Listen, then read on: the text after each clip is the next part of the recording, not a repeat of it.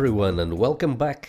At this point in our application we have a middleware that allows us to know to which user a given request belongs to. Let's show an example of how can we use that information. Let's take the user ID information to implement the getUser route that we have not completed at this point. We are also going to fix a couple of small issues, and with that in place we are going to test the application to see what we have done so far. Let's give an example here of a route that could use the user ID.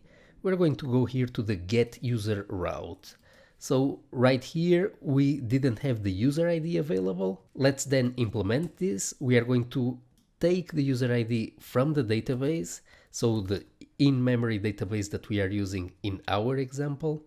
We're going to be calling this function findUserById.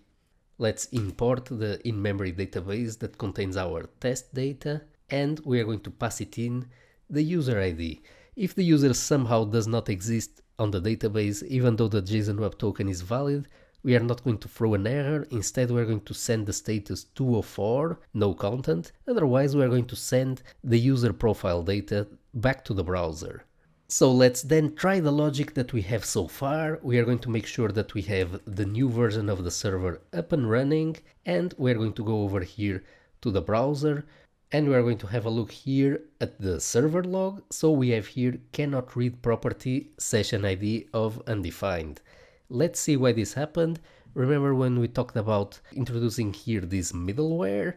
One very important thing about Express middleware or any middleware based library in general is that order matters. So this implementation here of the retrieve user from ID request, this is assuming that the cookies middleware has already been executed. And that is not the case. Here we are defining our cookie parsing middleware after our user retrieval middleware. So we are going to change the order of our middleware so that we fix this error. This way the cookies would have been populated at this moment by the cookie middleware that was executed before our own custom middleware. Let's open again the terminal and try this new logic out. So we are going to refresh the application, and again we have here a new problem. Error, could not extract user from request. And why is that? This is because the JSON Web Token has expired. The JSON Web Token was created more than 4 minutes ago. Now we have here a complete stack trace. We probably don't want this every time. We're going to go here to the getUser middleware, and instead of doing a console.error that also prints the stack trace, let's, for this particular implementation, change it to console.log. And let's also improve the error message a little bit. Let's just put in here the message that comes from decoding the JWT so that we can clearly see what went wrong. So we're going to start our server. Let's then now refresh the application. So as you can see, we now have a clear error message, could not extract user from request. The session token has expired. So what we're going to do now is we're going to create here a new user. Let's then hit sign up. So as you can see, the user was created successfully. Let's have a look at what is going on in the server. So we have created here the new user and stored it on the database. Now let's hit refresh to see if our new middleware is correctly identifying the user. So as we can see, we have here in the log that we have successfully decoded our JSON Web Token, so it's still valid. We are looking for the user with the ID 1 in the database.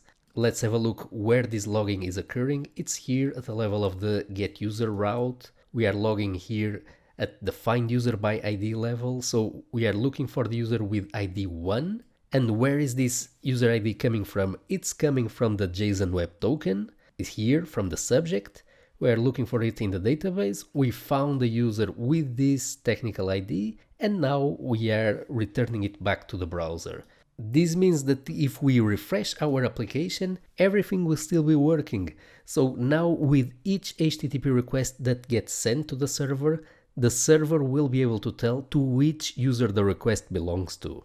Now there is still one last problem with this implementation, which is we are accidentally here sending the whole database user to the front end, so this includes the password digest. We are going to instead send only the data that the front end needs to work. So in this case, we are only sending an object with the email that would be displayed in some settings screen, for example. So this way we are sending less data to the front end, and also it's not that the attacker could do anything with the password digest, but it's something that simply does not need to be sent to the front end. With this middleware in place, we can now know to which user a given request belongs to, but we have not yet blocked access to certain routes. Let's see how can we do that. Let's take for example the lessons list endpoint. We are going to secure it by only giving access to it to correctly authenticated users with a valid session.